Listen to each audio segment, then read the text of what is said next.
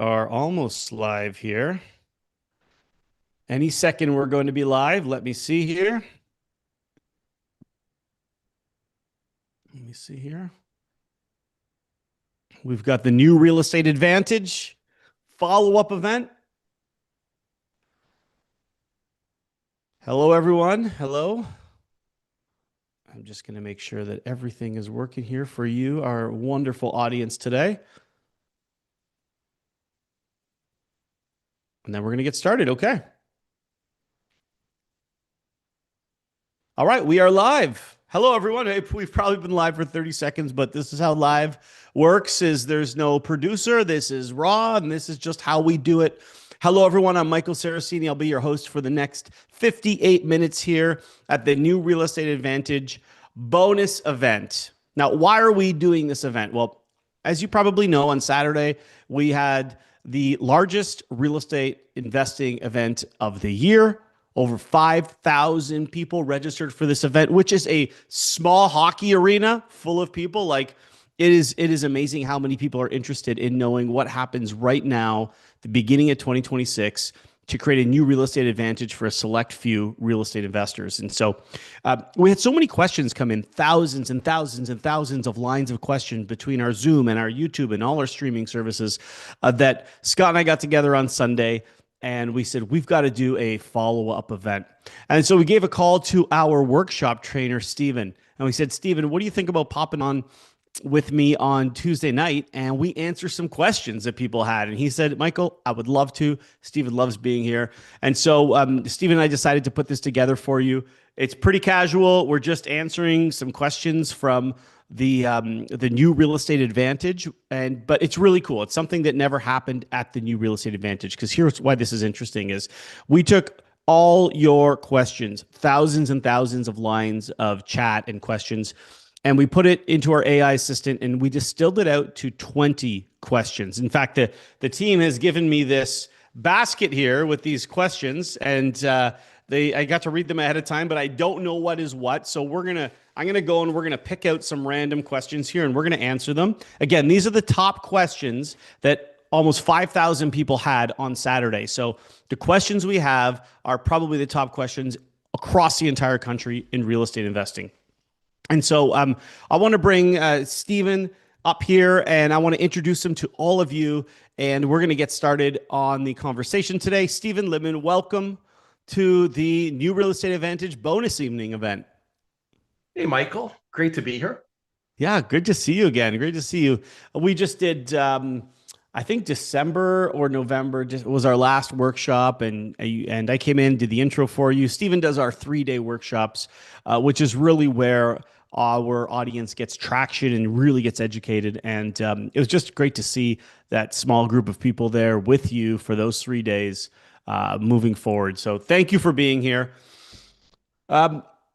Steven actually put together something for all of you, and we found that one of the questions was really, really common. And so Steven said, you know what, let me just take material right from my 3-day workshop. And there's a couple 3-day workshops coming up in a couple weeks. He said, let me take material right from my 3-day workshop so the audience can actually see how we teach these things and what the answers are. So in a moment, I'm going to invite him to share his screen and show us. But first, I'm going to pop open my screen and kind of recap what we did. It was 3.5 hours of pure gold, and we're going to give you the link here so you can watch the replay for a limited time. But here's what we covered. We did a pre-event survey to find out what's going on in the market. And Steven, I know you were there, so this is no new information. You've seen this. For all of you watching, here's what you want to know, okay, is right now the right time to get started? What are the best strategies in this market, and what are the best properties to invest in? So we really focused on answering these 3 questions at the new Real Estate Advantage. So I really encourage you to go watch that replay. And then we asked everyone, well, what's stopping you from making meaningful progress right now in your real estate investing? Here are the top 5 things. So if you identify with one or more of these things, then you're in the right place tonight. And you absolutely have to watch that replay of the new Real Estate Advantage. So number 5, not knowing where or what to buy. Number 4, capital and financing clarity. Number 3 was lack of knowledge or a clear path. Number 2 is building the right team. So how do I find partners or service providers? How do I know they're the right people? And the number one thing that's stopping you right now is fear and uncertainty. You want to avoid reckless risk. You want to avoid making a mistake in this market more than you want to make money or get a high ROI. It's a really interesting market right now where you're more interested, most people are more interested in not losing than they are at winning. And so I think, and Stephen, we've done this for many, many years training people, probably 45 years between the two of us, and at Keyspire, a couple hundred years between everybody that all of our coaches. But what we've seen is that in these markets where there is fear of and risk and uncertainty and a softening of real estate prices, which is what people see at the surface, this something happens. There's this duality where, number one, there's the most amount of opportunity you're going to find right now, but also the smallest margin of error. So what I mean by that is, in markets where everything's going up, you could buy anything and you look like a genius. But in markets right now where things have stagnated and kind of they're bouncing off of the bottom a little bit, just waiting for that rebound, there's so much opportunity, but you have to be tight on the numbers. You have to know how to make that decision. And so Stephen's going to open up the night tonight with a session right from his 3-day workshop that really helps our workshop attendees on how to make that decision. Because if you can dial in that margin of error, if you can get the training to reduce that risk, you now unlock this sea of opportunity that is created by this new real estate advantage. And so that was my intro. I wanted to tell you what's happening right now and what's stopping most people. If you identify with any of these 5, make sure you stay tuned in tonight and make sure that you watch that replay. And we have the 5-part roadmap: how to fund, find, buy, add value, and get paid with real estate that we cover at the 3-day workshop. And we covered a little bit at the new real estate advantage. So with that being said, I'm going to stop sharing here. Stephen, how do we help people make decisions? How do we help reduce that margin of error for our viewers tonight and all of our attendees at the 3-day workshop? Let's see what you've got prepared for us at this 3-day workshop, and then we'll do some basket questions, and we will answer the top 20 questions that people have. I love the basket questions. It's so analog, it's so great. And I don't know which one you're going to pluck, and you don't know which one you're going to pluck. So it'll be fun for us as well. And Michael, while you were chatting, if people notice, I turned to the side. It's not to ignore what you're saying. It's I see people are already in the chat inside of YouTube, and they're already asking questions, which are interesting, because if we do have time, we'll try to go in there and see what questions we have. But I often find that people put things in the wrong order. For example, corner of my eye saw a couple of words about, general partnerships and limited partnerships and stuff like that. And I think to myself, what do I care most about? How to set up my world, or getting started in making money, and then I'll figure out things along the way. And I think one of the best pieces of advice I can give people is just to get started. In spite of fear, uncertainty, doubt, because they all manifest the same way, just get started. And then things will unfold as you go. The people that try to figure it all out in advance before they do anything, those are the people that are watching every cycle like this one now and saying, I wish the markets were ... Well, you and I wish for these markets, right? We sit up late at night waiting for these markets to manifest, just like people who are investing in the stock market wait for the dips in the market to take advantage. And yet most people don't buy in the dip, they buy on the way up, which doesn't always make sense. So what I put together, Michael, for everybody was more of a decision process, because with the confines of time that we have this evening, I definitely can't do justice to going and doing a deep dive on the analytics and running the actual numbers. We'll get into that in the workshop, line by line, section by section, item by item. So for this evening, what I thought I would do is just bring forward, I'm going to do what you did. I'm going to just load up a very, probably one of my shortest presentations ever. It's only 3 slides. And yet I want people to pay close attention to how much real gold is in this. And I'm going to help you figure out how to make better decisions. So with that, let's go ahead, and I'm going to just go right now and share the screen. I'm just going to confirm with you, Michael, that you can see my screen. Yes, I can see your screen. Fantastic. I hate to be talking for 5 minutes and people say things like, I can't hear you because I muted myself, or I can't see the screen, but it does happen. So the first thing I want to do really, as you look at this screen, right, at the first presentation, Scott McGilvery was here, and he introduced a framework that we use every single day called the 4 ways to win. And I'm not going to teach this tonight. Rather, what I want to do is show you how we use it to decide whether a deal even deserves a deeper analysis. And it's interesting because most people are taught to look at real estate through one lens. What's that lens? Cash flow. And if it cash flows, I buy. If it doesn't cash flow, I walk. And while it matters, while cash flow definitely matters, because it's not the whole picture, that's where things really change significantly. And inside the workshop, we evaluate every deal through 4 possible lenses, 4 possible ways that we can actually win. So if we think of the first way, the way that we all know, which is obviously cash flow. That's the first way. And not just cash flow, but positive cash flow. Then we come up with something called principal recapture. You know, every time we make a mortgage payment, a portion of that payment is principal, and a portion of that payment is interest. Often people never add up the amount of principal pay down and the buildup in equity. The third one is passive appreciation.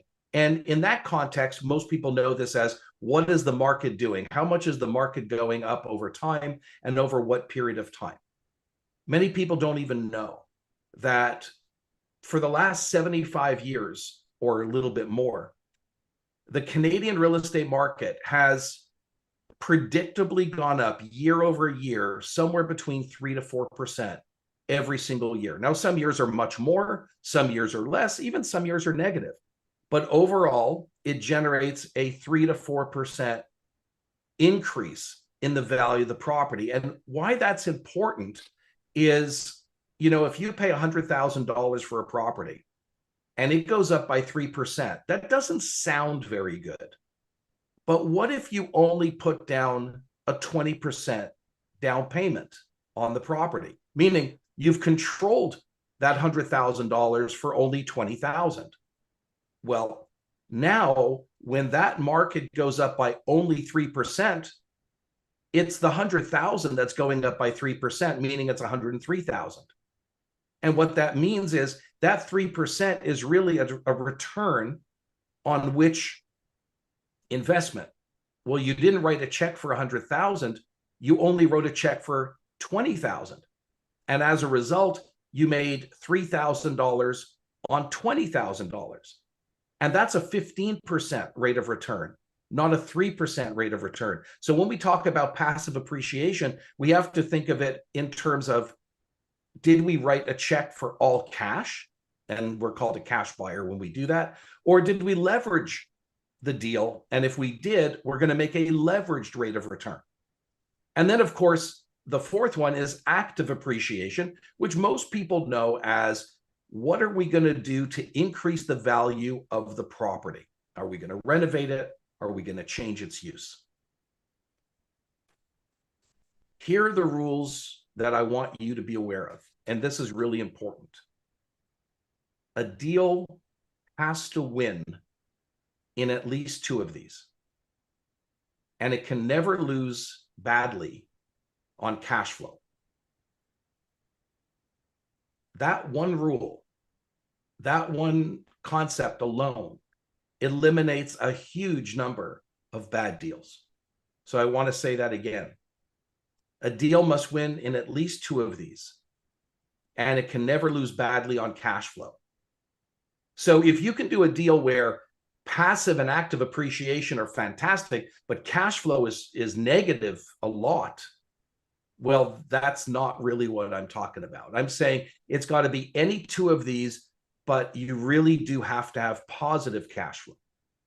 Now, if you think about positive cash flow, a razor thin deal in positive cash flow, we often consider negative cash flow. If the deal is so tight, you're only making $25 a month, let's face it, something's going to happen that's going to eat up that $25. So that really does help us decide and determine whether or not the deal makes sense. So keep in mind that that rule eliminates many, many of the bad deals that I often see that are done when people ask me to take a look at their deal. Now let me show you how we reality check cash flow before we even open up a spreadsheet. And I just call this the 90-second cash flow reality check. I mean, how nice is it that you can actually analyze a deal in a minute and a half or less? I know so many people that are either seasoned investors, been doing this for a long time, or brand new investors or never done this at all. They all tend to waste a tremendous amount of time putting in too much energy and effort in a deal that just isn't going to work out. And it was obvious in the first 90 seconds if they applied what I'm about to show you. So this is not a deal analysis. Let me be clear. This is just a filter. And we're going to ask ourselves just two questions at this stage. And the first question is, what is the verified monthly rent? Now, if I could highlight and bold and put the trumpets, it's going to be around the word verified. It's not what the seller hopes. It's not what a pro forma tells you. It's not what a projection might suggest. It is verified rent. So once we verify that rent, once we know what that rent is going to be, that is our income. That is our source of income. The next thing that we really have to be as diligent about is going to be the all-in monthly cost. What are all of the expenses that are relevant? What are all the out-of-pocket costs that are typically in a real estate transaction on a monthly basis? So of course, you're going to have what? Mortgage, right? That mortgage is going to be principal and interest, or it might be principal. It might be interest only. It depends on the type of loan. But basically your mortgage, that's going to be one. Taxes, insurance, repairs, maintenance, vacancy, management costs. All of those things are going to have to be calculated as an all-in monthly cost. And so in this example, I'm showing, $5,000 a month coming in. This is a duplex, and $2,500 per unit, $5,000 per month. And we're going to have about $3,720 a month in all of our costs. That's going to give us a net cash flow of $1,280 about per month, or $640 per unit, positive monthly cash flow. So it's roughly $600 or $640 per unit as a positive monthly amount. Now, if this number were negative, or I go back to that question, if this number was razor thin, before appreciation or before financing or refinancing, whatever the case may be, at this stage, depending on where we are in our comfort level, we might just kill the deal. If we are getting started, or if we're restarting and we have some level of concern, we're just going to kill the deal and move on to the next one as quickly as that. Now, of course, we can always get creative, and we can always look for ways to see what else we can do to either increase the income or decrease the cost and rerun the numbers. But still, it'll be inflows and outflows, right? The money coming in versus money going out. At the end of the day, that's exactly what it's going to be about. But this is how capital is protected. This is how mistakes are avoided. And this is exactly why people stop feeling trapped, because we not only ask this question, but we also ask another question. What happens if rates are worse than expected? What happens if things change? So some people have heard the term post-mortem, right? That is kind of a macabre term, but when things don't go well, we tend to look back and evaluate why things didn't go well. Well, what if I told you that there's something that we do that most people don't do, and we do a pre-mortem? What the heck's a pre-mortem? Well, we look at the things and we say to ourselves, okay, in 3 months from now, I've bought the property, I closed the property, I renovated the property. I'm looking back and the whole thing didn't work. Instead of that being reality, and you really looking back post-mortem, why not look ahead pre-mortem and say, imagine I look back and nothing worked. What had to go wrong for that to happen? And then you get to see all the things that you didn't consider. And so we make sure that we have a checklist. We have some underwriting. We do our due diligence. All of the things that we need to do are in place. So we can say to ourselves, what happens if the worst or things happen negatively, worse than expected? What if the cash flow compresses? But if the cash flow compresses and still stays positive, you know what we call that? We call that survivability. When you can establish things that could go wrong, may not go wrong, but could, and then you pressure test that in advance, then you get to see what that range is of comfort that you have. And some people need more and some people need less. It really depends individually, but that's what we call survivability. Now, let me show you how this fits into the entire deal without actually teaching the deal. This is kind of cool. We call it a deal snapshot. You know, in the workshop, we're together for 3 days. I love to spend time on real deals, not hypotheticals. I mentioned it early on. I said $100,000, $20,000. Let's face it, you're not buying an outhouse in Canada for 100 grand. So let's not put those numbers on a house. What I like to do is I like to look in the few days before the workshop starts. I like to go looking for deals that the people that are going to be at the workshop are going to be looking for. And I go look for them in real time, just like I was you, except I'm going to use my knowledge and expertise to see what I can find. Now, frankly, I always find at least a dozen deals, and I always find them very, very quickly. But I'll select some of those deals and I'll put them up on the screen, and we'll do a deal snapshot. And we'll see together if the deal actually makes sense. So here's an Ontario-based duplex, could be anywhere else, but this one is a snapshot for an Ontario-based duplex. I want to be very clear about something before I show you all these numbers. This is not to impress you. This slide is not to blow you away or to impress you in any way. It's just here to complete the picture that we started talking about. And these are the facts. The purchase price is $625,000. Now, I want you to remember, this is an actual deal. This is not something that I just fabricated. The renovation and the other costs are going to be $75,000. Well, what does that mean? That means that the cost to renovate the property, the cost to close on the deal, the land transfer taxes, all of the costs associated with buying, acquiring, closing, and holding the deal, we've calculated at $75,000. And we've also looked at what is the after repair value. Once we fix it up, what is the new value of this property likely going to be based on comparable sales? And in the workshop, I will walk you through how to do this correctly, not how people typically do it and get into trouble because they over-evaluate dramatically or they under-evaluate dramatically. You'll see how to do this right. But the value of the property is going to be $749,000. That is what our expectation is. Of course, we're going to need some capital to control the deal. And that capital to control the deal is going to be around $200,000. So let's look at that number. And I always tell people that doesn't have to be your money. That $200,000 doesn't have to come from your savings. It doesn't have to come from your equity line of credit.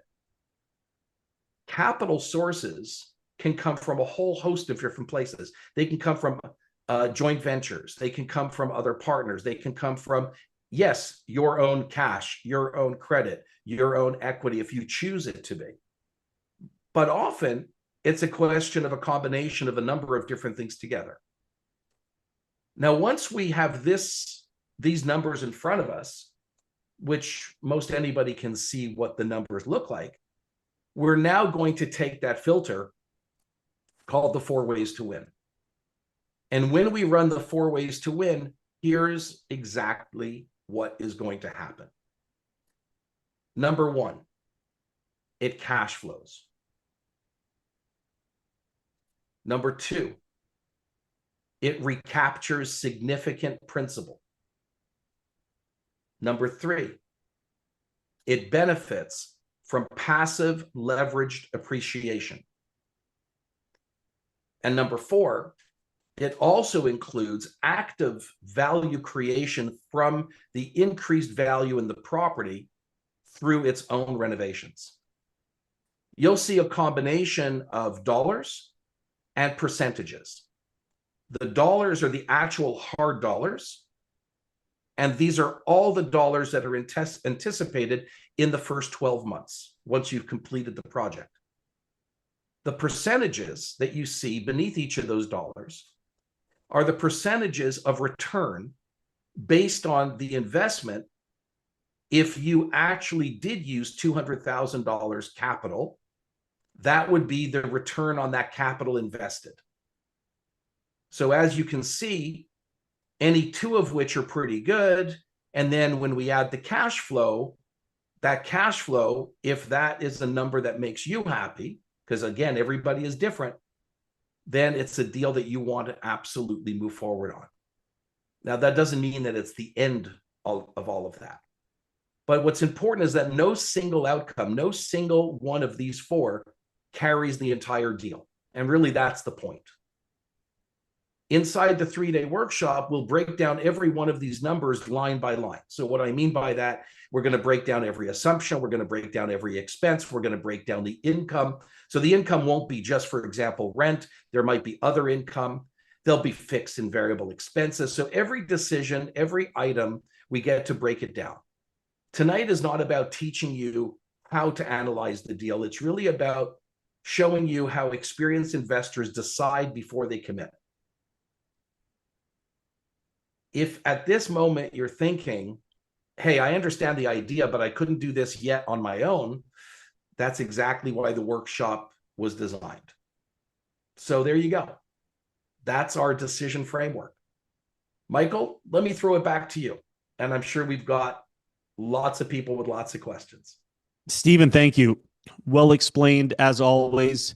This 4 ways to win is absolutely amazing. When people say to me, Stephen, like, how do I do due diligence? What is due diligence? How do I, like, people get very afraid of due diligence. And I say, pause, take a breath. Let's run the 4 ways to win. And when we do that, I do that with my family, with my friends. I do that with our coaching clients. I do that with our inner circle members. Pause, take a breath. We'll do the 4 ways to win. And all of a sudden, everything becomes clear. And so when I see what you did there, that's super clear to me because I've been doing this for 25 years now with the 4 ways to win. But if you're watching and that seemed still a little fuzzy, don't worry. It's very straightforward. And that's, like Stephen said, what we do at the workshop. I'm watching the chat here and I'm seeing some leaders. I want to just shout out a couple of you on the leaderboard. And I'm going to ask my team now, Madara, can you pop in the workshop link so that anyone who's interested can see what dates are available? We had 2 dates available on Saturday. They were available this morning, but I know people are calling Madara every single day and emailing into our team. So I don't know if they're both still available. So Madara, if you can put the link in the chat, anyone who's watching, if you want to come to the workshop, you can see the available dates. We do it a few times a year. And, when we do these type of events, not tonight is a little bit smaller, but when we do our events, there are thousands and thousands of people. And so the workshop is the way where we can have a smaller, more intimate group, a very one-on-one conversation with Stephen, your trainer. And the really cool thing is everyone who comes to the workshop gets a one-on-one strategist.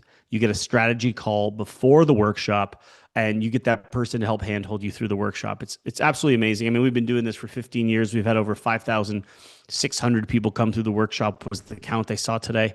And so we've seen this. We've seen what your problem is. We've seen it before.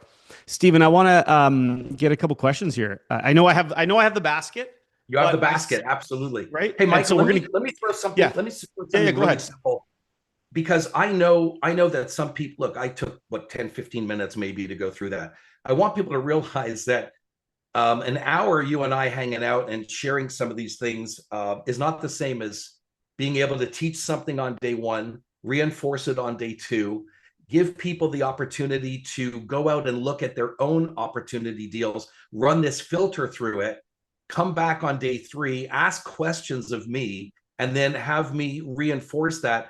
I'm really comfortable knowing that people walk out of the 3-day workshop really understanding the 4 ways to win and other types of calculations we do. But if you walk out understanding that filter, and just like anything else, once you get it, you can't unget it. And everybody learns, some more quickly than others. Some people are great at math. Other people are like me, weren't born great at math, and it takes you a few more times. But once we go through it and we use real deals and they apply to the real world, everybody starts to understand this and they realize if they're ever going to invest in anywhere in Canada or frankly in the US, Michael, you know, I teach people to invest south of the border. We use the 4 ways to win for south of the border. I use the 4 ways to win to look at a property in Greece. Yeah. It doesn't matter where you are, numbers are numbers. So I want people to feel really comfortable knowing that they'll be well taken care of. Yeah. Excellent. And so a couple questions. McLulu17, you're our number one on the leaderboard. So I want to give you some love here and answer a couple of your questions. Um, so McLulu asks, let's see here, is the workshop in person? So our workshop is fully online, so you can attend from home, from anywhere. Doesn't mean you don't pay attention. It just means you have the flexibility to attend from anywhere. So we do them fully online for your convenience. And Um, live, right? They are and live, live. They are right? live. They They're are live. live like this. And as a matter of fact, because people are on YouTube, they should know we're going to have, you have the ability to have your cameras on. So it is like doing it is in person, but it's online in person, right? Yeah. So we are live in person, but in the Zoom environment, and everybody has the ability to turn on their cameras and interact, etc. Yeah, there's questions, there's interaction, there's breakout groups with your strategist to make sure that you understand the concepts. So it is as close as you can get to being in person without having to pay for the flight and go somewhere. But McLulu does ask a couple questions. Okay, there's two here I want to get to. How do you verify the rent is a great question because you were very clear, Stephen, on like make sure the rent is verified. And I totally agree because what typically people will do, and people do this with home sales as well, is they take a look at what's listed, and then what's listed becomes, you know, the truth of what they'll actually get, either if they rent the property or if they're running a comp of what they're going to flip it for or flip it to themselves. And so, you know, I'll handle this one because this has been something I've been very passionate about for years. Is always verifying the income with a tool at Keyspire we have called the Income Analyzer. This is the way I love to do it. Everyone's a little bit different, but we train people on the Income Analyzer. And it's about a 30-minute training session that we have online. And Stephen, I know you cover this type of due diligence at the workshop, but McLulu, just so you leave with something, what I do is very simple. I post an ad before I ever buy a property. I post an ad with the closest intersection and I describe the property and I just simply see how many people call. That's the way I test the market. And now it's not an exact number of like, okay, I know exactly what this is going to rent for. But let me tell you something. If I post something for $5,000 a month or 3,000, doesn't matter the number, and I get 10 calls in the first day, and I follow my checklist and I qualify every one of those calls, and 8 of them are qualified tenants, I'm pretty confident, nothing is for sure, but I'm pretty confident that this property can garner that 3,000 a month or whatever I posted it for. On the other hand, if I post it for 3,000 a month and 2 weeks go by and I get no calls, I'm pretty confident not to use that in my numbers. And so that's step one of the income analyzer. And we have a whole spreadsheet you walk through, do a quick little calculation. But that is my favorite way to buy any type of property, Stephen, is because I'm an income property investor. I like rental properties. Even if I buy a flip, I always qualify it as an income property, and that is my insurance policy. People say, what if you buy a flip and the market goes down? Oh my goodness, you're going to lose so much money. No, I'm not, because I'm going to rent it out and I'm going to make a few $100 a month for the rest of my life. And that's only one of the four ways to win. So, McLulu, how do I verify the rent? At Keyspire, we teach our coaching clients and how to use the income analyzer. And then the next step of that, I don't want to get too deep here, but I'm so excited about this, Stephen, is I actually when I talk to each one of those tenants that make the phone call, I don't just hang up, Stephen, and say, all right, goodbye. Thank you very much. I say, we have nothing available right now. That property's not available. But why don't you tell me exactly what you're looking for? And if I can, I'll buy a property for you. When I first said that by accident, Stephen, I was like maybe 18 months into my real estate investing career, and it just kind of came out. I'll just buy a property for you. And I remember they were like, you would do that for me? Because they were having such a trouble finding a property. I'm like, yeah, I'd do that for you and me, and my children. And one day when I have, like, it's for me, but it's also for you. So my point is that I ask every single person that, and I start to collect a list of exactly what people are looking for. And quickly, Stephen, within like a week, you can drop me off in any city in North America or frankly around the world. And with this one technique, this one tactic, I know exactly what the market will pay in rent. I know what people are looking for. And I have a list of requirements of what I need in a property that I simply just give to my realtor. And I say, find me this and I'll buy it. So that's that rant could go on for 2 hours, but I'm so excited about that. I don't know, Stephen, if you have any thoughts on that process there, but that's something that has made me I'm only so going to say the much following, Michael, confidence. because the clock always wins when we're up against the clock. All I'm going to say is, of course, that's a phenomenal way that we do things. There are a number of other things that we do we can't go deep into right now, but I want you to know that nothing has a single answer. And there are multiple ways of doing things. One of my personal faves is just calling a property management company, for example, and starting to get get some of their numbers, and then running the ghost ad, as Michael talks about. So yes, there's lots of things that we can do, but we're not going to teach a 3-day workshop in 90 minutes or 60 minutes. I wish we could. Yeah, I know there's so much. I get excited. Okay, let's pull some questions here, and then maybe we'll go back to the live YouTube chat. So Yeah, again, if you're just tuning in, this is the follow-up bonus event to the new Real Estate Advantage. It was the largest event in the country on Saturday, January 17th. 5,000 or more people were there. Thousands and thousands of lines of questions, just like we're seeing here. And we took our AI assistant and we distilled out the top 20 questions, which are in this basket. I'm going to randomly pull one. Stephen and I don't know what's going to come out, and we're going to answer it. Now, we have seen the questions ahead of time because I had to send them over to the team, but here we go. Stephen, you ready? Random question. I'm ready. Let's see what we're going to get here. All right. Here's the first question we got. The first question, we've never done this before. I'm a little nervous, even though, okay. How do I know if a deal really works once all the costs are included? Okay, that is the question. How do I know if a deal really works once all the costs are included? All right, how do we answer that one? Here's a funny answer for me.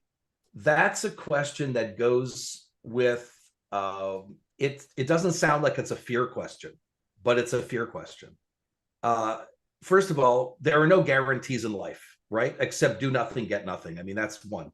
But there's really no guarantees in life. So what I look at is exactly what I just walked you through is one of the ways that we minimize that risk, but we're not actually trying to minimize risk as much as we're expanding the space in which we can operate. So if you minimize risk, you can't get it to zero. So does it mean you do nothing? No, because let's say you were afraid of losing money in that deal. You're afraid of losing 20 grand. Well, here's a news flash. You're already losing 20 grand by sitting on the sidelines doing nothing. So instead, you get in the game, you learn, and then you're supervised along the way so that you minimize that risk, you maximize those gains. Not sure what your thoughts are, Michael, but yeah, I think that's great. I'll add to that is I think the question is kind of around confidence to me. It's like, how do I know a deal really works once all the costs are included? To me, that's like somebody questioning, are the costs accurate? Are they really true? And so for me, that's to get confidence. I just like to validate the costs. And so When I'll do a deal analysis, I'll do like Steven just did, just a quick boom, boom, boom. In 8 minutes or less, I'll just put the numbers in and I'll see roughly what the four ways to win tells me. But then I got to go back and I got to validate the costs. If I just estimate some attorney fees or closing fees or legal fees, I got to make sure that's correct. Land transfer tax, I got to go back and calculate that. If there's, what the rent is, we already talked about that with the income analyzer. I'll use an estimate to rent of what the rent might be, but then I'm going to go back and I'm going to validate it with the system. So for me, it's around the first pass is just what my experience tells me the costs might be, but the purchase pass, in other words, before I actually buy the property, I got to go through, use my system and step by step, make sure that I validated every one of those costs. And so how do I know if a deal really works? Once all the costs are included, have confidence in what those costs are by making sure I validate them. And also, Michael, to that end, to me, risk is reduced by structure, not by weighting. Yeah. So we have things that are structured that you and I think of automatically as reducing or eliminating much of the risk, where other people that don't have structure, of course, they are at greater risk. Of course, you're great. Like the risk and structure, and I'll even put like education. Like risk is a function of education. Think about flying an airplane. Anyone here online fly an airplane? I got my private pilot's license many, many years ago, right before my kids were born, and it's not risky if you know how to fly. But if you don't know how to fly, it's the most riskiest thing you could do is go up in an airplane. Like, and that's life or death. Real estate's not life or death, guys. It's just, we're having fun. We're buying property. But to your point, Stephen, risk is just correlated with education. If you're not trained, it's risky. If you are trained, it's not as risky. Still nothing zero risk. You can fly in an airplane and be a pilot for 20 years and still have to make an emergency landing. But it's just, to me, it's just connected to how much training you have. If you're a dentist, you want to do a root canal. It's risky if you've never learned how to do a root canal, but if you've learned and been doing it for 20 years, it's not as risky. So that's my view on risk. Okay, let's do it again. Let's do another one. I'm seeing that in the chat. We'll do a couple more of these and then we'll do the chat. Some questions around tenants. All right, let's do this one here. Let's do this. All right. Next question is, okay, what should I actually do first? Not what should I do eventually? What should I do first? Like, I'm ready, now what? Where do I start? What's the first real step I take? And why this matters is there was a number of people in the chat that were overwhelmed by their options and they just want some order. And I talked to the coaches the other day, and this is a pretty common theme when people come on, Stephen, in our coaching program. The first couple of coaching sessions is really this moment, like overwhelmed, so many options. Put in the chat here on YouTube Live if you are overwhelmed by where to start. Oh my goodness, do I do Alberta? Do I do Ontario? Do I go out east? Where do I invest? Do I go to the US? What type of property? Is it a multifamily? People tell me those are good. Should I get a duplex? Scott does that on TV, right? What do I do? Someone put in here, do I do Airbnb? Do I do 10 doors? Like, just give me some love in the chat if you at any point or in any way are just like overwhelmed at where to start, because I think that's really what this question is. So if that's the case, Stephen, what do people actually do first? Where to start? Yeah, that's the question I get every single time I teach and train. I get that 20 different ways, 20 different times. It's where do I start, or what market do I choose, or how do I get that done? So I want to give people some very concrete ways of looking at that. Number one, I would say, is start where cash flow and capable teams exist, and then take one clear step and then take another clear next step, because momentum matters more than a perfect location or a perfect anything. Now, of course, it's self-serving for us to say, hey, come to the workshop. That's the best place to get started, because I still think you need to be educated. But I also want people to realize, particularly those that will be at the workshop, that they walk away with an action plan that is customized and personalized to their exact situation. Because one of the things I learned from you, Michael, many years ago was determining my investor type. I know you know that inside and out. And when I show a group of people early on our first day, we've got, we could have 100 people in the room, and people are going to find that they are different types of investors. Some have money, some have time, some have no money, some have no time, some have with this and that, whatever it is. So we start with where they are. But if somebody said a concrete first step, I generally say, if you don't know what to do, you're going to start with cash flow and team, cash flowing properties in that area, and teams that are reliable, and then take each successive step and you will get there. Now, should you do that educated? Yes. You brought up flying an airplane. I'm a scuba diver. It's not complicated to give you a reason or rationale to be educated, and always dive with a buddy, right? And assume that something could go wrong and be prepared for it before it goes wrong, so that you can actually manage the emergency along the way.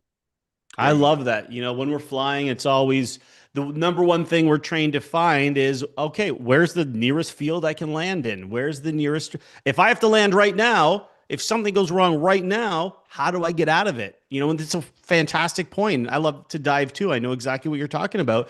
What if something goes wrong at any given moment? How do I get out of it? And those are the, you know, the mitigation strategies that we like to teach at the workshop. You know, it does sound a little, you know, we're biased. Guys, we're biased. We've been doing this workshop for 15 years. It's freaking amazing.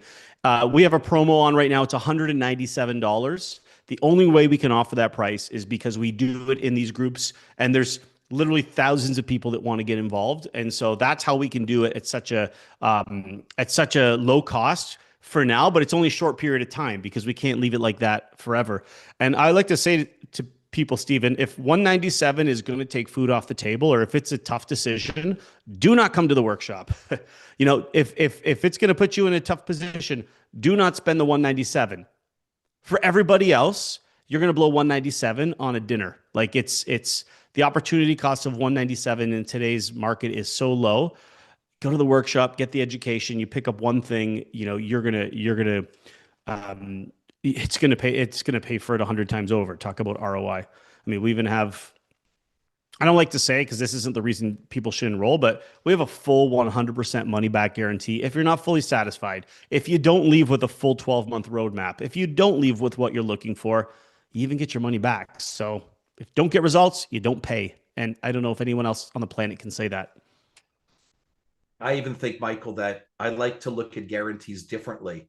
When somebody says, what guarantee do I have that I'm going to be successful? My answer to them is, what guarantee do I have that you're going to do the work? If you do the work, if a person does the work, I have never seen somebody not be thrilled with the result. But there are people that don't do the work, for sure.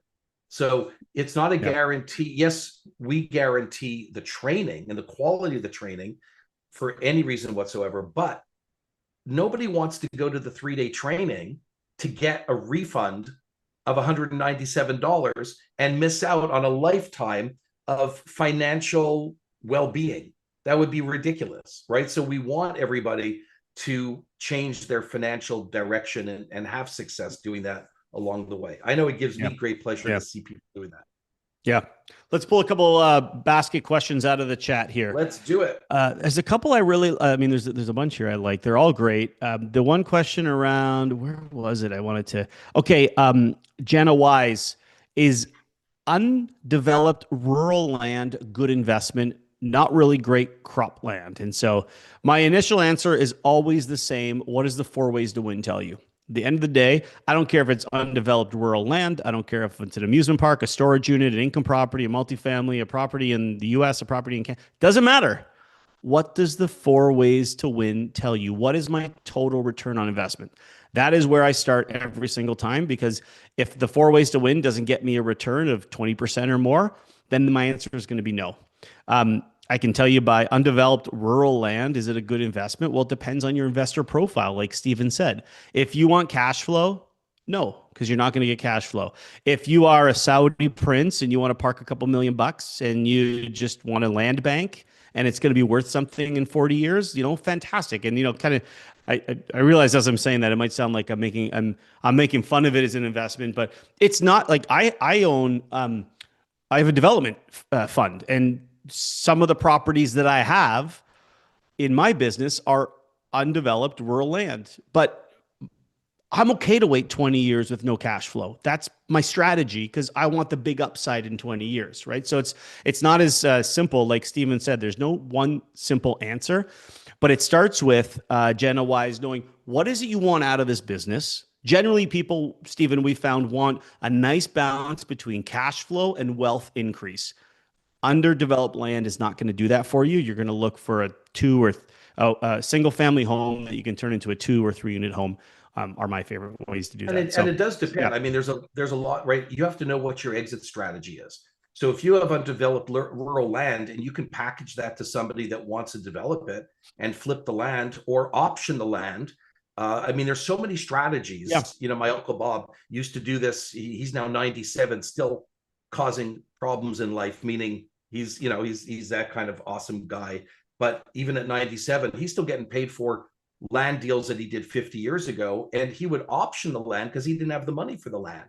So he'd option the land, he'd put together a package, and then he'd sell that package to somebody using their money to pay his option off. So there's so many ways, but it starts with, what do I want to accomplish? How long do I want to wait? All those types of things. And in fact, I'm a great believer that you can do and have it all. It's just in what order.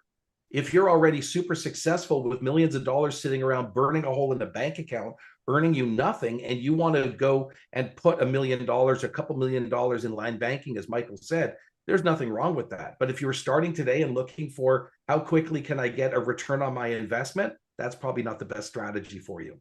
yeah, yeah. I love it, and it's a great point, Stephen. Like, there's so many little offshoot strategies that there's a lot of nuance to it. Um, a few people I see are saying that those dates don't work, and that's common. And we can't do the workshop every weekend. If the dates don't work, then just Madara, if you can put your email address or our contact at Keyspire in the chat there. Just email into contact@keyspire.com. Let them know that you're interested, and we'll put you on our wait list, and we'll reach out to you, if and when we come back to town, I guess you can say, even though we're virtual. All right, let's do our next one here. As All you're right. doing that, I'll tell people that if Yeah. dates don't work, really evaluate what you're doing on those dates. Ha, that's You right. know, I mean, What's if you're getting married, for example, I mean, just change the date and join us. No, I'm just kidding. What I am saying is, though, sometimes we default to a way of thinking. We might want to just review that, and maybe there is a way for you to be there and what have you. So if there is a way, we'd love to have you. If there isn't, do what Michael said. you know what? It's I don't want to. If the dates don't work, they'll never work. I mean, we're all busy. I get it. Like, everybody's busy. The dates work for what you prioritize. So, I don't know what you guys are doing on that weekend, but you got to say, is what I'm doing on that weekend more important than, potentially completely changing the path that I'm on today? Um, and so that's just that becomes the question. Okay, here we go. Next one. What's it going to be? Oh, this one fell out. Put that back in. All right, here we go. This is old school. They have random number generators and AI, but Steven, this is the That way is I more like to fun. do it. This is More way fun. more fun. All right. By the way, in the chat, just give us some feedback. You guys liking this? Is this good? Is this good information? Is this helping out a little bit for you? Um, we're looking at, okay, Steven, here's a question. Is this mostly training or just a sales pitch? So people are asking, is this a sales pitch at the event, or are you actually going to train me? So you're the trainer. Tell us about, about what you do at the event. Do you actually train them at the event? Uh, the funny thing is, people will cry uncle. There's so much training, but the Hmm. reality is, I want everybody to be aware of this. The training is not the end of your journey. It's part of the beginning of your journey.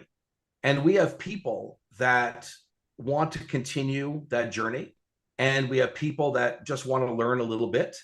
And we can support everybody. And I want people to realize that we have a direction for people that want to DIY, meaning do it yourself. We have support for people that want that higher level support. And we even have hand holding at the highest possible level. and there are different programs to take advantage of. The last time I did the math, if somebody were to say, how many minutes are spent selling? I would say I spent 3 days selling you on the idea that you can do this and you need to get started. That's the big sales pitch. If you need a sales pitch, I spent a lot of time trying to get you out of your own head into the real world doing things. Then I might spend 20 minutes over 3 days maximum telling you about what's available to you should you wish to continue moving forward. But that's one of the reasons the guarantee is there. Remember, you can say, it's not for me, and continue to move on either on your own or with our help. At the end, you're going to have two choices. You're either going to be moving forward with real estate investing or you're not. Assuming you are, you get to choose what kind of support you get. Nothing makes me more aggravated than going to a training program that I'm really excited about pursuing and that I have nowhere to go after that training. So we'll share that with you. We'll let you know, yes, we have coaching for people that want to be supported at different levels. And you'll learn more about that as well. And you can read about that. We're fully transparent. Yeah, that's a great point, Stephen. And, I look at our top tier coaching programs. We have 12-month one-on-one coaching programs because we know, Scott and I know, Stephen knows, our coaches know that's where we're going to get people the fastest results. And so we've created that. So we have, free events like this. We've got free stuff on YouTube. We've got our 3-day workshop. We've got top tier programs. We have an investor summit where we fly in experts from all around the world, or from all around the country at least. The way I like to look at it, Stephen, the way I explain it to friends and family, if they ask me, like the workshop, I say the workshop is like our audition to the world. It's our showing off what we do, how good we are in this space. It's not by accident. Keyspire has been around for 15 years, longer than probably anyone that you can ever find in this space at the scale we do all across North America, with thousands, literally thousands of success stories, 4.8 Google review. Like we know what we're doing. And the 3-day workshop is our audition to show you how good we are at the end of the day. I don't mind bragging a little bit once in a while. I don't do it often. But it's also your chance to show us that you qualify to be one of our few selected people that will join our programs, because we can't take everyone. And Scott and I have no interest of bringing on people that are not interested in working hard and and being successful. So they tell everybody how great Keyspire is. Like that's a business model. That is a philosophy of Keyspire, to bring on the people that are most likely to succeed. So, the workshop at the surface, it will blow your mind. It's worth $5,000 and it will train you on all these things. But it also doubles as our audition and your audition. Like we're dating. Are we good for each other? Is Keyspire and you, do we sync up? Do we speak the same language? And if so, maybe we continue to date. Maybe we work together outside of the workshop. And definitely we want to make sure you know what those options are. All right. And really, Michael, to simplify, to answer that question to me in the simplest way, it's training first. What we do is training first. Any next steps are not only optional, but they are fully transparent. You're the one that stays in control. It's entirely up to you what you do with that. We just love being able to teach and train and watch people increase their levels of wealth and commitment. And you'd be amazed at some of the things that people accomplish. I always look at the bigger picture. I just look so far beyond the workshop at what people have done with what they've done to not only change their lives, but other people's at the same time. Yeah, absolutely. And you must love it. You get to spend 3 full days. I pop in on the Friday morning. Scott's there on the Sunday. I'm there Friday, but you get all 3 days with these amazing people. Next question. We got a few more minutes. Stephen, do you have a few more minutes? It's 8:00, but everyone's having a great time. No, sure. We I got about here. I got about 10 more minutes, and I told my son I would read him our book before bed. So I better go. But I got a couple more minutes here for these great people. All right. Okay, here's the question. Is this the same workshop I've done before, or is it different? And so I'll preface it with telling everybody that Keyspire has been doing this workshop, 3-day workshops, and our training for over a decade. We've had over 5,000 people come through our workshops. Many people come back every single year as a refresher. It's like taking the course again every single year, every single year. Um, and so it's probably someone that's been to the workshop in the past, Stephen. Is this the same workshop they've done before with Keyspire, or is it different? Okay, so that's the easiest one because Michael, you know how much research I do and how many updates I do and how much Keyspire always requires updating. And so what I want everybody to realize, it's rebuilt continually for today's market. So this is the most current iteration of that. It is so far different than what I was teaching and training 5 years ago. Conceptually, a lot of the foundation is the same. You know, the financing is financing, but what are the realities today with financing? That's going to change. And what are the investor challenges that are happening today? We're going to cover those from what people are actually experiencing. It's not recycled content at all. In fact, a lot of people don't realize that some of our best research comes from these thousands of our students, Michael, that have gone out into the world, experienced everything. They're still part of Keyspire, and they give us feedback. Yeah. And, you know, even individually, we have our own feedback, but what's better than a whole group of people giving us feedback? And, you know, you update what you do, I update what I do. And this is always being I don't want to say improved, but it's always being updated for what's going on in the marketplace today and what are the realities of the marketplace today. Yeah. And talk about feedback. Let's give everyone a little tip to write down. Uh, as you go through your real estate investing business, always keep a journal, write down what works and what doesn't work. Keep doing the things that work and stop doing the things that don't. That's what Scott and I did. And that became our very first course called The Successful Landlord. And so the reason I think that's important is because it dovetails with what Stephen is saying is Keyspire is not only a product of what works and what doesn't work for Michael and Scott, but it's what works and what doesn't work for literally thousands of coaching hours every single month. Imagine you could plug into all of these things that work and don't work every single month. So, but that's my takeaway. Keep your journal, write it down.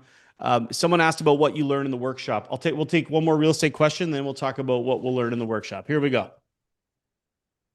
All right, there's one. Da, da, da, da. Oh, is this beginner friendly? Or am I too new to take this workshop? So I think people kind of want to assess what experience level is appropriate. You know, you might be sitting there like, I already got a couple doors. Is this going to be all basic? Am I going to be bored? Or you might be just starting and being like, is this going to be over my head, like advanced chemistry? Stephen, give us an idea, like what type of person that would come to this with experience level. Oh, this is fantastic. It is far easier for me to teach somebody that knows nothing about real estate investing than to retrain somebody who thinks they know everything about real estate investing, but it's not working for them. Here's what I want everybody to know. We don't call it a basic course. We don't call it a beginner course. And the reason is because it's not. But it's not an advanced course and it's not an expert course. So what is it? It's a foundation. It's a foundation from which you build everything.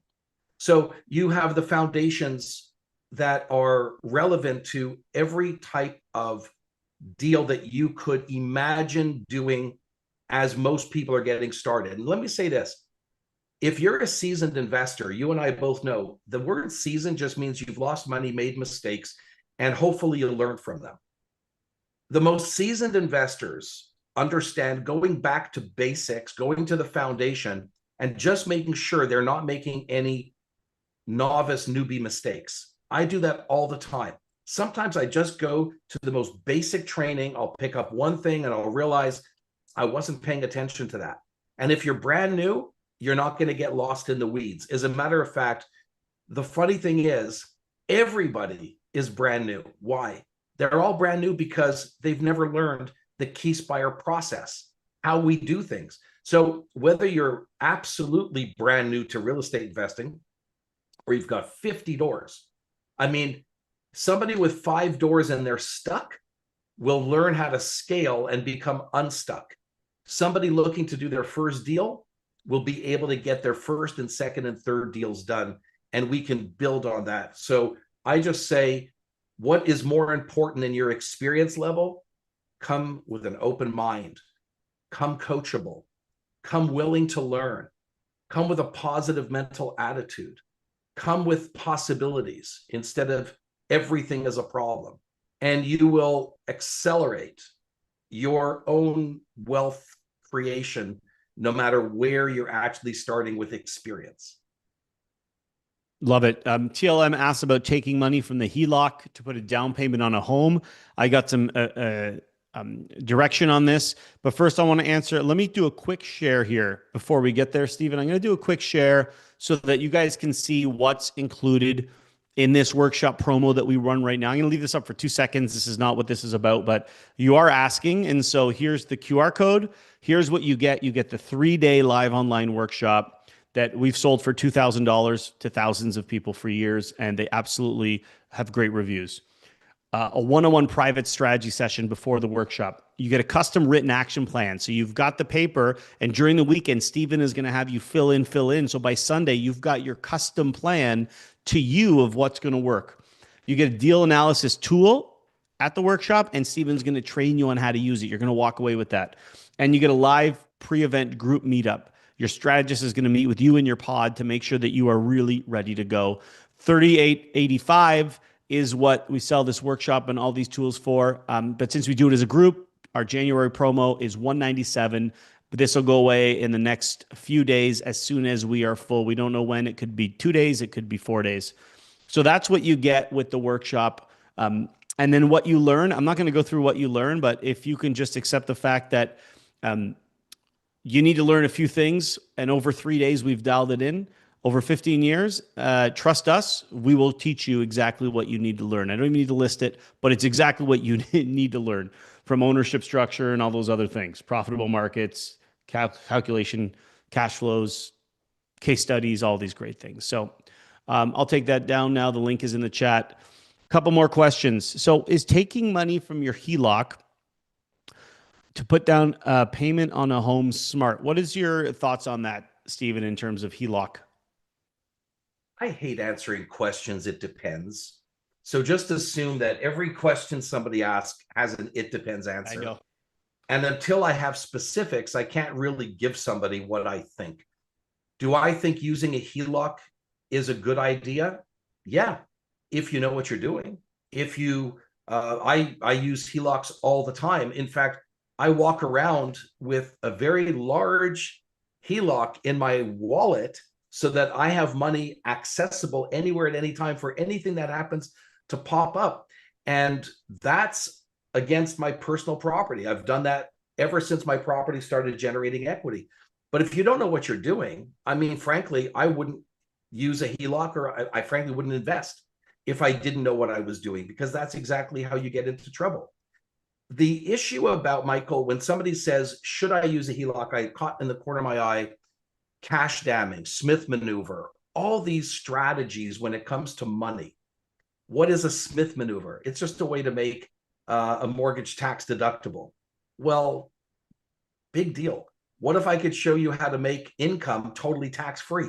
I mean, what's like, it's not about which of these 35 different little things I can do should I be doing, but you start with what is it you want to accomplish, and then what are the best tools to put into action. So for one person, a HELOC's a great idea, and for another person, it's not a great idea. So not only, yes, it depends, but people shouldn't get wrapped up in all the shiny pennies that are out there, like Smith maneuver, whatever. I laugh at the Smith maneuver because I show people, for example, how to pay off a mortgage in half the time and half the interest, never worrying about whether a Smith maneuver is going to be accepted, because the CRA is not always happy with the Smith maneuver. And while they may accept it, they may audit everything else you're doing, in which case nobody's happy with that. I'm not saying it's wrong. It's just for some people it is, and some people it's right. Yeah, I'm going to expand on that because I totally agree. The HELOC is like a tool. And the answer to, is it good to do a down payment on a home if it's the right scenario for that tool? It would be like asking, is using a hammer a great tool to build a house? Well, if you need to do the thing with the wall over here, but if you're installing windows, maybe not, right? Maybe not that component of building the house. And so is it a great, more broadly, is it a great tool for real estate? Absolutely. but it's just a tool, and they all work together in your toolbox in order to get a deal done. And some deals you use one or two tools, some you use one, some you use seven, some you don't use this one. But I will give some more specific answers here. Is generally what I see, Stephen, and who wrote this TLM. If it is a non-cash flowing property, no. So if I'm going to take a HELOC and buy grandma's farm, then I'm going to lose money because every month it's going to cost me money to service that debt, and I got no income coming in. So if I'm looking at like when I buy land, I buy it with equity. I go in with a group of investors and we buy it all cash so that there is no debt service. We do our job, which is the paper development, and then we exit to builders. That is, and I like to have no debt whenever possible. So that would be the first way I'd answer it. The second way I'd answer it, and this is always my answer, is depends on the four ways to win. If I can use a HELOC and buy a property and I'm getting a 22% return on investment, yeah, okay. It's a tool. But if I use the HELOC and now my return goes to 1 or 2% or negative 3%, then the answer would be no. So always starts with the four ways to win for me. If the four ways to win give me the good return, then I really don't care if it's going to be a HELOC or a conventional mortgage with the lender or a private lending or the bank. Those are just tools in order to get to my end result of my four ways to win. Hopefully that's helpful, TLM. We're trying to be as specific as possible. In fact, Michael, It depends. we could also say when we say it depends, it also means what are the other tools in the toolbox that you're talking about, right? Yeah. We have tools in our toolbox. We have RSPs, we have liras, we have TFSAs. I mean, people don't realize that they can use a TFSA, generate a 20, 30, 40, 50% leverage rate of return, and never pay a nickel of tax on that TFSA. That might be a better choice in that example than the HELOC or the HELOC in combination with a TFSA or something else. The one thing I want people to know, though, is when it comes to funding financing, we spend a good amount of time looking at all of these different tools. We look at cash, we look at credit, we look at our money, somebody else's money, leverageable money. We look at lenders, we look at primary lenders, secondary lenders. There are so many different places. I'll just say we don't look at loan sharks, but that's it. That's the only lender we don't look at. We don't look at illegal lenders, but we do look at joint venture partners. We look at so many different places that funding a deal, I always say a good deal gets funded if you have enough tools in your toolbox. Yeah. Excellent. Thank you. Let's see. Let's do one more. All Let's right. do one more. Thank you for those of you asking questions. I just don't want to miss. We'll do two more. One in the chat here, and then we'll go here.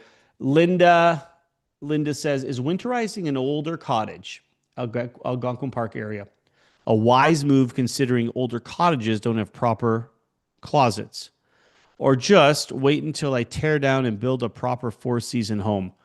That's a tough one. That's an impossible one to answer without more information, but I'll see if I can generalize. For me, it depends on your goal. Is this your cottage that you want to live in, or is this going to be an income property? That would be first. If it's an income property, I would do the four ways to win. And if it was one that you wanted to live in, it would be a lifestyle decision that you would have to make. Is this worth the cost of the lifestyle cost? There's two costs in life. There's lifestyle costs and business costs. Business costs go into your business and drive your business forward. Lifestyle costs go into your life and drive your life forward. So an older cottage could be a business or a lifestyle. And that would be how I would answer that. Stephen, anything else to add here? Just to ask Linda to check what is her land value. Because, when you're looking at a cottage, years ago, I did a deal on a cottage that had 100 feet of lakefront. The cottage was absolutely worthless compared to the lake frontage. And it made all the sense in the world to knock down the house and then just put up whatever the heck we wanted to put up. In a different piece of land that didn't have the same land value that you might be using as your own cottage, winterizing it, getting a longer season out of it, and then potentially using it as a vacation rental when you're not there, that could be a great number. That could be a great thing. And we just go back to what we learned a little bit earlier about the four ways to win, right? So it just comes full circle to doing that. But often tell people, look at the land value, because sometimes when you're dealing with cottages, especially near lakes, on lakes, etc., they often have values that you may not be aware of that could change the decision you make. Great. And Linda did put in here, it's a possible income property and possible flip. Linda, the way I'll answer that is, I want you to watch the video from Saturday, the new real estate advantage. Madara, if you can, or B, can you put it in the chat here? The YouTube link, it's still live on YouTube. I don't know how long we're going to leave it live for, but at the end of that event, Linda, I walked through a scenario of a real property that I found. I'll tell you the story. And I show you exactly the economics of flipping it, and then the economics or the numbers of flipping to yourself, keeping it as an income property. So go back and watch that video. We're going to put the link in the chat here. It's right on YouTube. And near the end there, watch the whole thing. It's amazing. But at the end, I do a side-by-side. That'll help answer your question. There it is. There it is right in the chat. All right, let's do our last one here. And all of you, go back and watch that video. When I do the flip and the flip to yourself, I got to tell you, I even get him. Like, Steven, I even get like, ooh, every time I do this, I've done this 1,000 times. And every time I do it, I'm like, oh, that's pretty neat. Like, It that's happens pretty when cool. I teach it. When I teach flip to yourself, and I teach the way that most people don't know how to do a flip to yourself through active appreciation. Yeah. And I keep doing, every time I do it, I go, man, that really, like, I wish I had known that all that time ago, because most people think of just a pure, burr, but we teach it differently where there's another option to it. So yeah, it's a lot of fun. Yeah. Love it. All right, here we go. Last one. What's it going to be? There's lots in here. Man, there's lots. I mean, this is, maybe I'll send this over to you and you could do these at the workshop, because the questions don't end. I can do that. Sure. Questions don't end. Okay. How do I move forward when my life is complicated right now? This is a great question. How do I move forward? Themes like divorce, health setbacks, time constraints, and stress and uncertainty. How do I move forward when my life is complicated?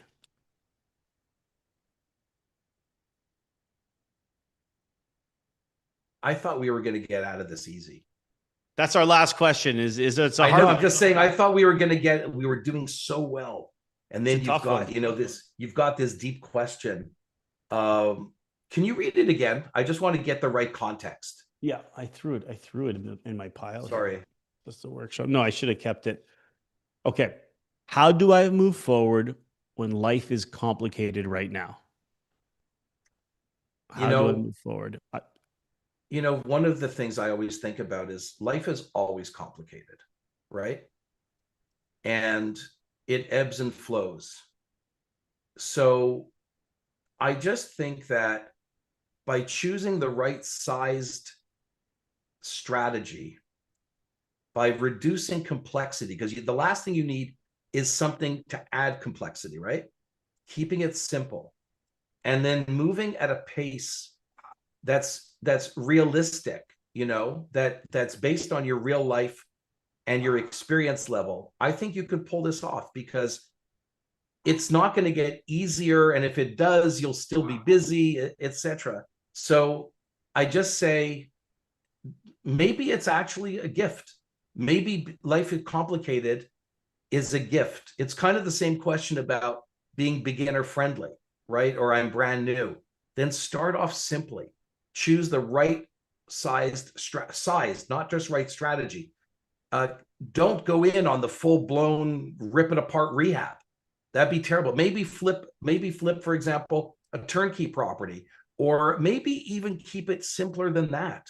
Maybe facilitate some opportunities for other people, or just do something boring.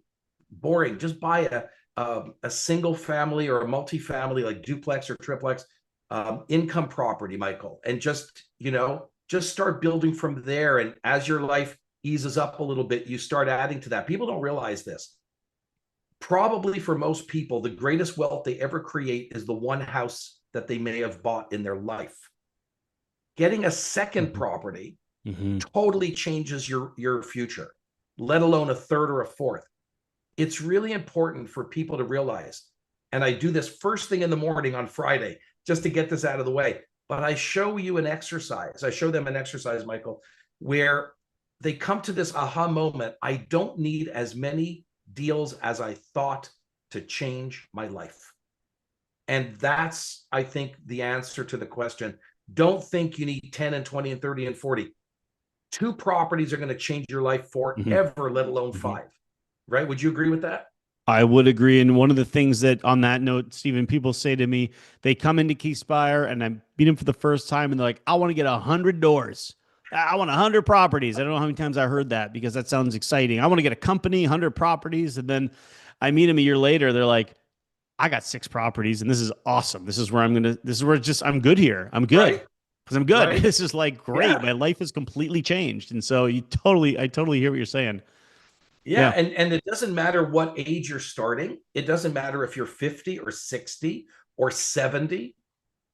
You just need the right strategy for where you're starting, and you can't slack off if you're 20. Like you don't get to say, I'm going to live another 80 years when I'm 20 and say, I'll coast. Why don't you have the opportunity to retire if you're 20 at age 35? Or if you're 65 or 75, that you want to compress time? There's nothing as good as real estate for compressing time.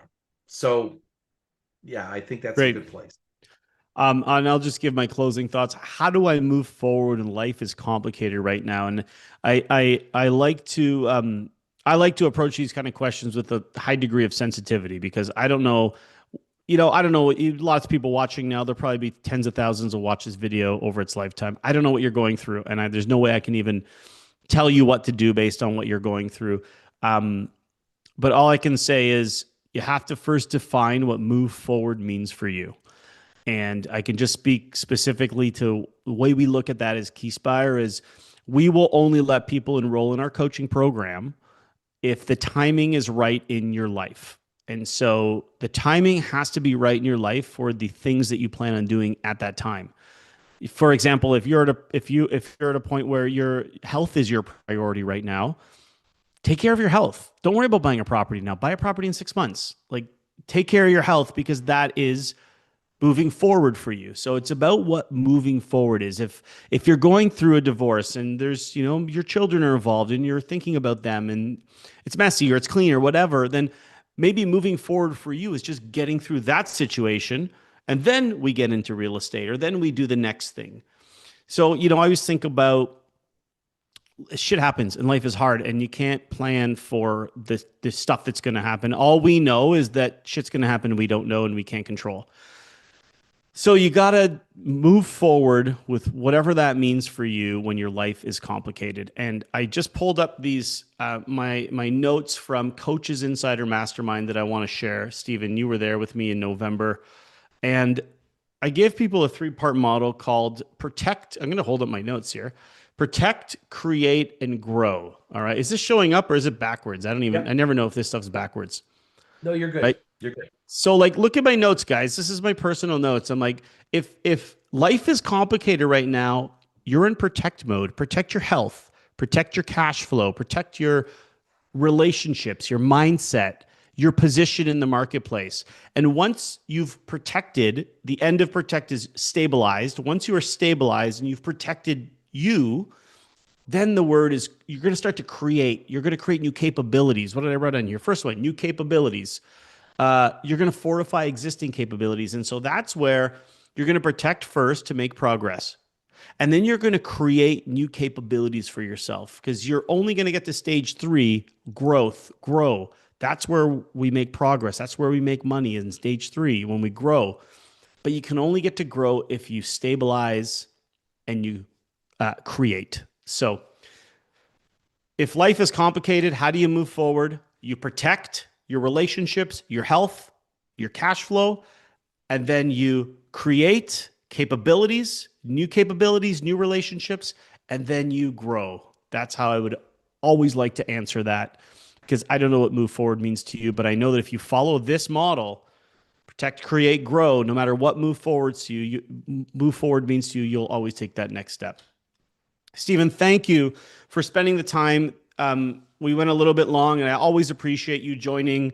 I know that you really care about this workshop. You've been doing it for us for many years, and you care about the people that come in. So I appreciate you spending time here on a Tuesday night out of your own time just to help meet some of the new people that are coming into the workshop and educate the world that's not, if they're not coming to the workshop, that's fine too.